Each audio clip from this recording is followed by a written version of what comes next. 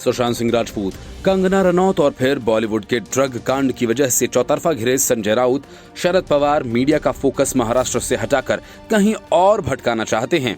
इसलिए उन्हें राहुल गांधी की नौटंकी एक मौके की तरह हाथ लगी। उधर उधर ठाकरे से लेकर शरद पवार तक, अनिल देशमुख से लेकर जयंत पाटिल तक सब इस मामले में कूद पड़े। बिना डीएम की इजाजत के हाथरस जाने की कोशिश करते हुए ग्रेटर नोएडा में राहुल जिस अंदाज में गिरे, उससे साफ है कि ये सब उन्होंने जानबूझकर किया। लेकिन शिवसेना के बदजुबान नेता संजय राउत इसी नौटंकी पर उछलने लगे और पूरी घटना को लोकतंत्र का अपमान करार दिया। संजय राउत ने कहा कि जिस तरह से राहुल गांधी का कॉलर पकड़ा, धक्का मारा, गिराया, यह सब एक तरह से देश के लोकतंत्र का गैंगरेप है। इसकी भी जांच होनी चाहिए। राउत ने कहा, राहुल गांधी एक राष्ट्रीय नेता हैं। कांग्रेस के साथ शिवसेना के कई मुद्दों पर मतभेद हैं, लेकिन उनके नेता के साथ इस प्रकार के व्यवहार को सहन नहीं किया जा सकता। संजय राउत गांधी वाड्रा परिवार की शान में कसीदे पढ़ते हुए उन्होंने कहा कि पुलिस ने राहुल गांधी से जिस प्रकार का बर्ताव किया, उसका समर्थन देश में कोई नहीं कर सकता। राहुल गांधी इंदिरा गांधी के पोते हैं, राजीव गांधी के बेटे हैं, ये हमें भूलना नहीं चाहिए।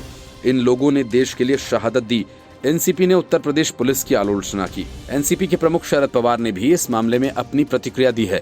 उन्होंने एक ट्वीट में कहा, राहुल गांधी के प्रति उत्तर प्रदेश पुलिस का लापरवाह रवैया बहुत ही निंदनीय है। ये उन लोगों के लिए निंदनीय है जिनकी जिम्मेदारी लोकतांत्रिक मूल्यों को बनाए रखते हुए कानून व्यवस्था को बिगड़ने नहीं देने की है। पवार का साथ देते हुए महाराष्ट्र सरकार में मंत्री और एनसीपी के नेता जयंत पाटिल ने आरोप लगाया, ये घटना दिखाती है बीजेपी का काम राम का नाम लेते हुए नाथू राम की तरह काम करना है। जयंत पाटिल ने कहा, एक प्रमुख राजनीतिक दल के प्रमुख नेता के साथ इस तरह का व्यवहार पूरी तरह से निंदनीय है। महाराष्ट्र के गृह मंत्री अनिल देशमुख ने कहा कि किसी पार्टी के नेता के पीड़ित परिवार को सांत्वना देने के लिए वहां जाने पर कोई आपत्ति नहीं होनी चाहिए। देशमुख ने कहा कि मुझे आश्चर्य है कि यूपी सरकार ने पार्टी के वरिष्ठ नेता को पीड़ित परिवारों से मिलने की अनुमति नहीं दी। ये बहुत गंभीर मुद्दा है।